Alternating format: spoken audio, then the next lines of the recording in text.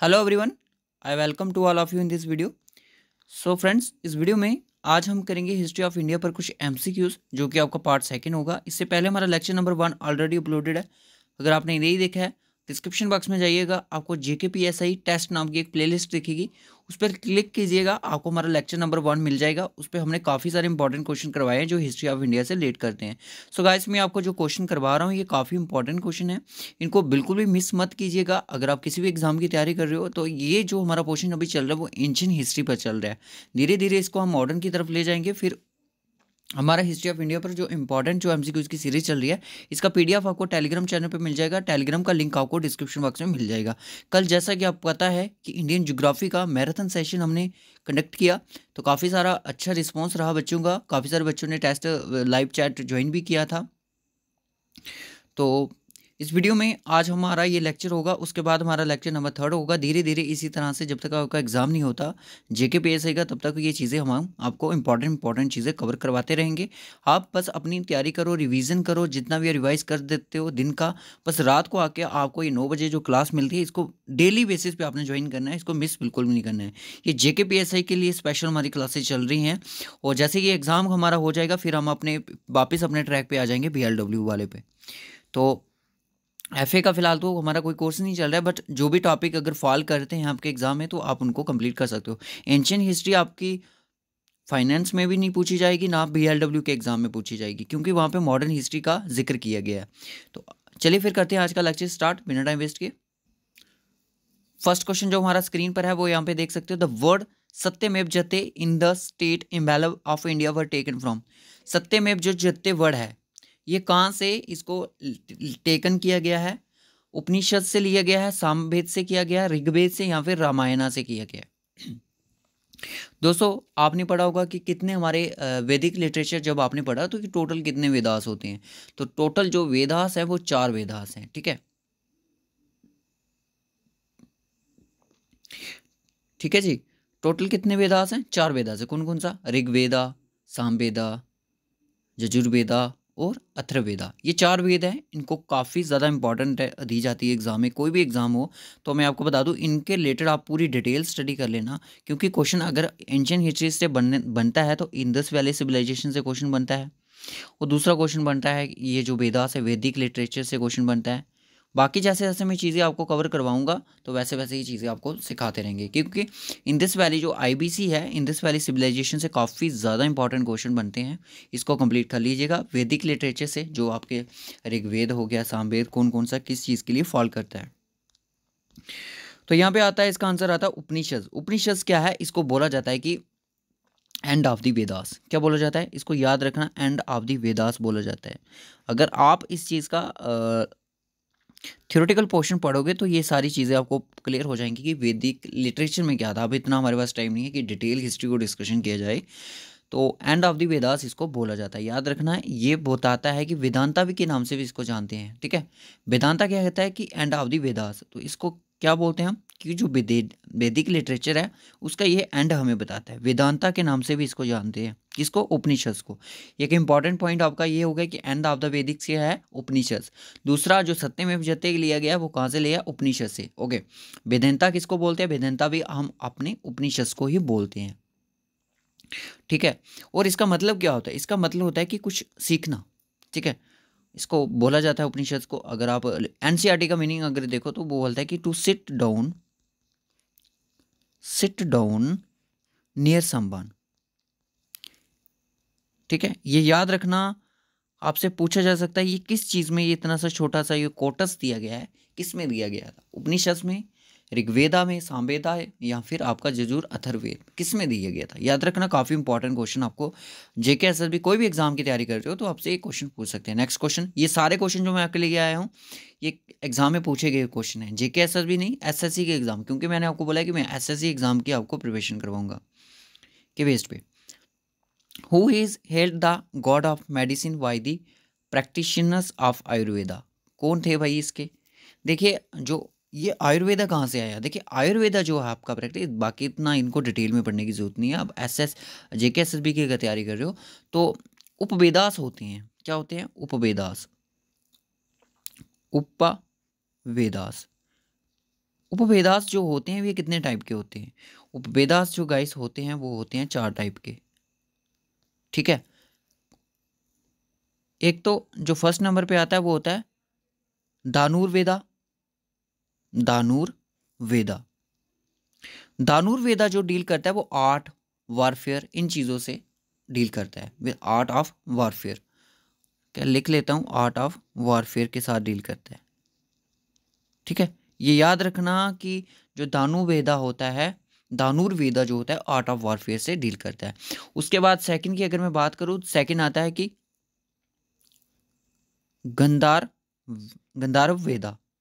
गंधारव वेदा ये उस टाइम के एंशियंट टाइम के वर्ड हैं, तो ये काफ़ी प्रोनाउंसिएशन करने में इनमें थोड़ी प्रॉब्लम होती है। ये डील करता था आर्ट एंड म्यूजिक के साथ।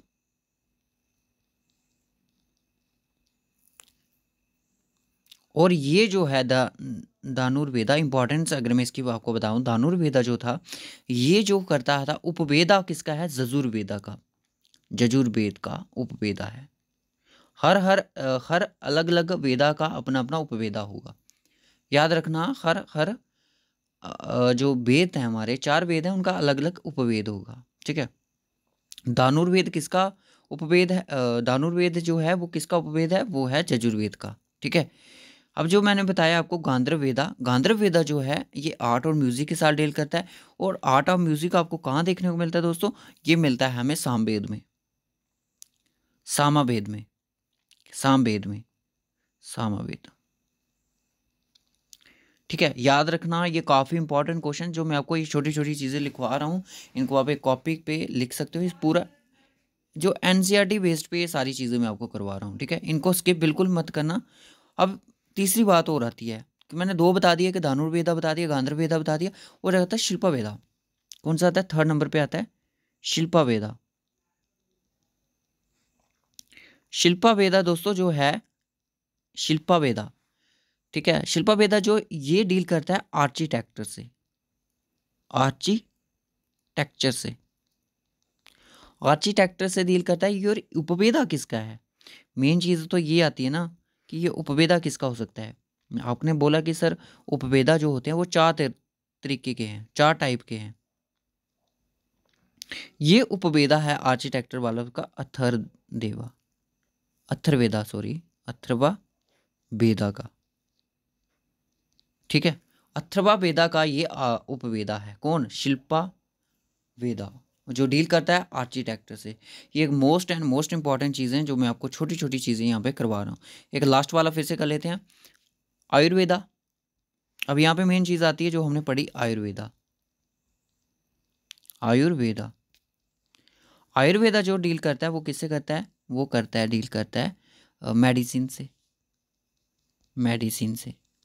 और मेडिसिन से ये किसका उपवेदा है? ये वेदा है ऋग्वेदा का। और ऋग्वेदा जो है सबसे ओल्डेस्ट टेक्स्ट फॉर्म है, याद रखना। ऋग्वेदा का उपवेदा है ये आयुर्वेदा, ठीक है। अब यहाँ पे आया कि god of medicine why the British Ayurveda. कौन है? मैंने बोला कि आयुर्वेदा जो डील करता है वो किससे? मेडिसिन से करता है। उपवेदा किसका है? ऋग्वेदा का। ये किसका उपवेदा है? ऋग्वेदा का, जो लास्ट में मैंने आपको बताया। और यहाँ पे ये किसके द्वारा की गई थी? धन्वंतरी नाम का, इसके नाम पे की गई थी। याद रखना, इंपॉर्टेंट क्वेश्चन नहीं था, बट जो चीज़ें मैंने इसके फैक्चुअल में बताई वो काफ़ी ज़्यादा इंपॉर्टेंट थी।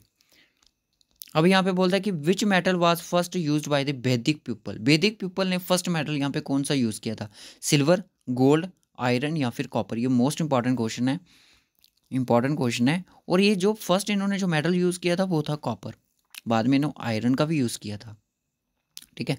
फर्स्ट की बात करें, फर्स्ट मोस्ट इंपॉर्टेंट रहता है, तो कॉपर का इन्होंने फर्स्टली यूज़ किया था। ये most and most interesting factual चीज़ें हैं जो कि काफ़ी ज़्यादा इंपॉर्टेंट हो जाती हैं। अब यहाँ पे आता है कि caste system of India was credited for. Caste system जो होता था इंडिया का उस टाइम, एंशिएंट टाइम की बात करें, वो किस पे क्रेडिट होता था? Immobility of labour, immobility of labour, recognisation of the dignity of labour पे था, इकोनॉमिक अपलिफ्ट पे था, या फिर occupational division of labour. Yes, right option क्या हो जाएगा इसका? D option. जो कास्ट सिस्टम था उस टाइम इंडिया का, वो किस चीज़ पे बेस्ड रहता था मेरे दोस्त? वो रहता था कि जो ऑक्यूपेशनल डिवीजन है लेबर का, उसी के ऊपर। कहने का मैं बात करूँ कि अगर अब में से कोई यहाँ पे कोई बच्चा इस चीज़ को बुरा नहीं लेगा, ठीक है, दिल पे नहीं लेगा, क्योंकि यहाँ पे हम जो टॉपिक हम स्टडी के रिलेटेड स्टडी के बाहर नहीं जाएंगे, ठीक है। जो चीज़ें हैं, मान लो कि ये ए क्लास है, ठीक है, जो कोई हाई कैटेगरी है, ठीक है, ये जो कैटेगरी ये कोई हाई कैटेगरी है। बी कैटेगरी है जो इससे थोड़ी कम कैटेगरी है, मानी कि आप खुद आइडिया लगा सकते हो, O M O B C इस हिसाब से, ठीक है। इससे आगे सी आ गई, सी से आगे आपकी डी आ गई। अब जो डी वाली है वो बिल्कुल लोअर काम करेगी, क्योंकि आप जब एंशियंट हिस्ट्री पढ़ोगे तब दोस्तों मेरो ये चीज़ें आपको तभी क्लियर हो जाएंगी कि उस टाइम जो लो कास्ट पीपल थे उनसे क्या काम करवाए जाते थे, ठीक है। ये याद रखना, ये जब एंशियंट हिस्ट्री पढ़ोगे तब ये चीज़ें क्लियर हो जाएंगी। उनको किस क्या चीज़ें सामान दिया जाता था, किस तरह से वो काम करते थे, ये सारा सिस्टम था। क्षत्रिय कौन थे, वैश्यास कौन थे, शूद्रास कौन थे, ये जब ये सिस्टम पढ़ोगे तब, क्योंकि हम लोगों को कास्ट सिस्टम को वहाँ पे कैसे क्रेडिट किया जाता था, ऑक्यूपेशनल डिवीजन पे, कौन सा काम कौन सी कैटेगरी का पर्सन करेगा, ठीक है। तो इस हिसाब से उस टाइम का सिस्टम चलता था। ये किस टाइप का काम करेगा, खेती बाड़ी का कौन करेगा, बिजनेस तो कौन करेगा, और राज कौन करेगा, तो इस हिसाब से सिस्टम चलता था उस टाइम, ठीक है। बाकी मैं इसको ज़्यादा एक्सप्लेन नहीं करूँगा। The word Vedas means, Vedas का मतलब होता है नॉलेज दोस्तों। क्या होता है, नॉलेज होता है। वेदास का मतलब होता है नॉलेज। ये भी काफ़ी इंपॉर्टेंट क्वेश्चन था।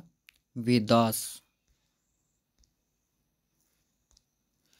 वर्ड वेदा का मतलब होता है नॉलेज, ठीक है। और वेदा, वैदिक लिटरेचर में वेदा आया। कितने टाइप के हमारे वेद हैं, ये हैं हमारे 4 टाइप के। ऋग्वेदा हो गया, सामवेद हो गया, यजुर्वेद, अथर्ववेद हो गया, ठीक है। और जो फर्स्ट 3 वेद हैं उनको कलेक्टिवली अगर बात करें तो उनको हम बोलते हैं ट्राई। क्या बोलते हैं, ट्राई के नाम से बोलते हैं, TRAYI। याद रखना, एग्जामिनर पूछ सकता है छोटी छोटी चीज़ें। उसके बाद नेक्स्ट क्वेश्चन आता है कि विच, ये हो गया हमारा क्वेश्चन।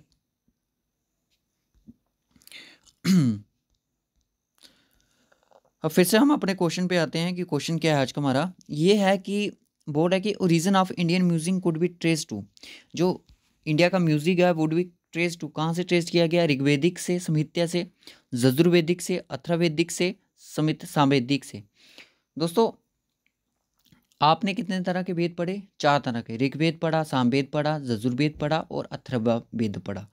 जो सामवेद था, सामावेद था, सामावेदा कह सकते हो, सामावेदा, ये डील करता था म्यूजिक से, मेलोडी से। याद रखना, ये किससे करता था, मेलोडी से डील करता था, मेलोडी से डील करता था। और सामवेद का उपवेदास कौन सा है, वो है गांधर्वा वेदा। गांधर्वा वेदा, याद रखना ये छोटी छोटी चीज़ों के लिए, ठीक है। इसका जो राइट ऑप्शन वो कौन सा हो जाएगा, सामावेदिक संहिता।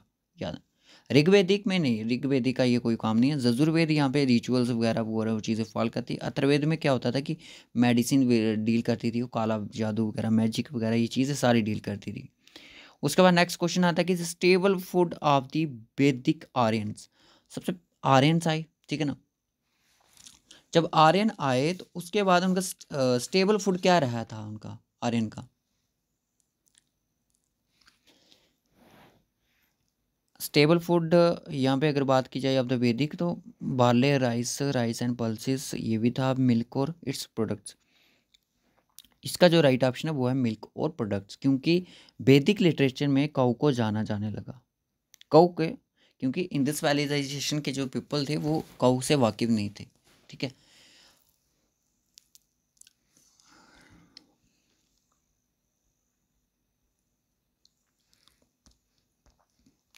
Who among the following was a pioneer of yoga. Yoga के पॉइनर कौन है, पतंजलि, अत्रेया, भृगुकांता, बानावटा। तो इसका जो राइट ऑप्शन है वो है पतंजलि योगा के, ठीक है। ये क्वेश्चन भी एसएससी के एग्जाम में पूछा गया है। Which one of the following Vedas contains a sacrificial formulate? Sacrificial formulate, याद रखना, सामवेद जो होता है वो किससे डील करता है, सामवेद से। ऋग्वेदा जो किससे डील करता है, अथर्ववेदा किससे करता है, यजुर्वेदा। सामवेद आपका म्यूजिक से। अथर्ववेदा जो होता है मेडिसिन मैजिक से डील करता है। यजुर जो वेद होता है वो करता है आपका रिचुअल से डील करता है। और आपका ये डील करता है किससे, क्या लिखा है, सैक्रिफिशियल फार्मूलेट, ठीक है। इन चीज़ों से डील करता है, बस इन्हीं पे घूम फिर के क्वेश्चन बनता है। ये वैदिक वाला ये इंपॉर्टेंट है, ये जो ऋग्वेद वगैरह हैं ये याद रखना। Name of the temple in the Cambodia, Cambodia में एक टेम्पल है वियर सीन्स फ्रॉम रामायणा, वहाँ पे आपको रामायणा के सीन और महाभारता के सीन और डिपिक्टेड दिखेंगे वहाँ पे। तो वो कौन सी जगह है? एंगकोर है, एंगकोर वाट यहाँ पे नाम की जगह है, वहाँ पे आपको टेम्पल में दिखेगा। उसके बाद आता है ये फिर से वही क्वेश्चन आ गया कि origin of Indian music can be trace to which of the flowing Vedic smritis. ये कहाँ से डील करता है? सामवेदिक से। कहाँ से करता है? सामवेदिक से, क्योंकि ये कलेक्शन ऑफ मेलोडीज की बात करता है। फर्स्ट टू इन्वेड इंडिया वर, कौन आया था फर्स्ट इंडिया में वर? तो वो थे आर्यंस। कौन थे? आर्यंस। उसके बाद नेक्स्ट क्वेश्चन आता है कि who compile the tales of the Panchatantra, Panchatantra की जो टेल्स थी उनको कंपाइल किसने करने वाले, कौन करने वाले थे? वाल्मीकि करने वाले थे, वेदा व्यासा करने वाले थे, तुलसीदास या फिर विष्णु शर्मा। तो राइट ऑप्शन इसका सी हो जाएगा, Vishnu Sharma. Veda which deals with the rituals is known as, जो कि रिचुअल से डील करते हैं, मैंने अभी बताया। इसका आंसर आप होमवर्क के क्वेश्चन में बताओ, ठीक है? होमवर्क का क्वेश्चन बताओ उसका। उसके बाद नेक्स्ट क्वेश्चन आता है कि from where the famous Gayatri mantra, most important question है, इसका आंसर भी आप खुद बता दो या फिर मैं बताऊंगा। गायत्री मंत्र जो मैंने बोला था कि ये थर्ड मंडाल से है, थर्ड मंडाल से है, किसमें से? ऋग्वेदा, ऋग्वेदा से। Which of the flowing Vedas provide the information about the civilisation of the early Vedic age, early Vedic age की बात बताता है, अर्ली वैदिक एज की बात बताता है, यानी वैदिक एज से पहले की बात बताता है। तो वो ऋग्वेदा, ऋग्वेदा क्यों सर? आपने बोला था ये ओल्डेस्ट टेक्स्ट फॉर्म है, ओल्डेस्ट टेक्स्ट फॉर्म है, तो इसलिए ये चीज़ हमें बताता है, ठीक है? काफ़ी इंपॉर्टेंट है। ऋग्वेदा से ही हमारा गायत्री मंत्र, जिसको हम सावित्री मंत्र भी बोलते हैं, गायत्री मंत्र को सावित्री मंत्र बोलते हैं। विच of the flowing craftsmanship was not practice by the iron, कौन इनमें से कौन सी क्राफ्ट्समैनशिप थी जो कि आयरन को प्रैक्टिसाइज नहीं थी? पोट्री, कारपेंटरी करते थे, ज्वेलरी करते थे, या ब्लैक स्मिथ? तो वो थे जो ब्लैक स्मिथ थे, उसके बारे में वो वाकिफ बिल्कुल भी नहीं थे। तो दोस्तों ये था आज का हमारा लेक्चर, लेक्चर नंबर 2। कोई बच्चा ये नहीं बोलेगा, क्योंकि ये मैराथन सेशन नहीं है जिसमें इसमें जितना पॉसिबल है 15 से 20 मिनट की वीडियो के बीच में जितना पॉसिबल हो सकता है उतना हमने ये कवर करने की कोशिश की है। तो लेक्चर नंबर 3 भी जल्द ही आपको देखने को मिलेगा। Crop which was not known to the Vedic people, जिसके बारे में बिल्कुल नहीं उनको आइडिया था, वो कौन सी क्रॉप थी? इसका आंसर कमेंट बॉक्स में आपने होमवर्क के बोर्ड में बताना है। बाले से वो वाकिफ थे, बाले को वो जानते थे, ठीक है? राइस को बाकी आप खुद देख लेना किस क्रॉप के रिलेटेड वो वाकिफ नहीं थे। सो ये था आज का हमारा लेक्चर। आई होप आपको ये लेक्चर अच्छा लगा हो। इसका पीडीएफ मैं आपको टेलीग्राम पे प्रोवाइड कर दूंगा, टेलीग्राम का लिंक आपको डिस्क्रिप्शन बॉक्स में है। हमारे फेसबुक पेज को ज़रूर ज्वाइन कीजिएगा, इंस्टाग्राम को ज़रूर ज्वाइन कीजिएगा। फेसबुक पेज ग्रुप इन दोनों को ज्वाइन कर लो, इंस्टाग्राम को भी ज्वाइन कर लो, क्योंकि इंपॉर्टेंट जो अपडेट होती हैं, कुछ इंपॉर्टेंट ऐसी अपडेट होती हैं जो कि हमें सोशल मीडिया हैंडल थ्रू हमें आपको देनी पड़ती है। तो इसलिए आप उनको ज्वाइन कर लो, जहाँ जहाँ आप अवेलेबल हो ज्वाइन कर लो, कोई पैसे नहीं लगने आपके, आप जल्दी से ज्वाइन कर लो। क्योंकि टेलीग्राम तो आपको ज्वाइन करना पड़ेगा, क्यों? क्योंकि वहाँ पे तो आपको पीडीएफ और सबसे पहले वीडियो का लिंक वहीं पे शो रहा है। जब भी क्लास का कोई शेड्यूल हम सेट करते हैं तो सबसे पहले हम अपने टेलीग्राम चैनल पर शेयर करते हैं बच्चों के साथ। जिन बच्चों का लिंक ज्वाइन नहीं होता डिस्क्रिप्शन बॉक्स में, तो वो टेलीग्राम पे जाके जेके प्रैक्टिस सर्च करें। 3.5K हमारे वहाँ पे आपको सब्सक्राइबर मिल जाएंगे, तो आप उसको ज्वाइन कर सकते हो। So okay guys, bye bye and take care and god bless you to all of you guys. इस वीडियो में बस हम इतना ही रखेंगे, मिलेंगे आपसे कल एक नए लेक्चर के साथ।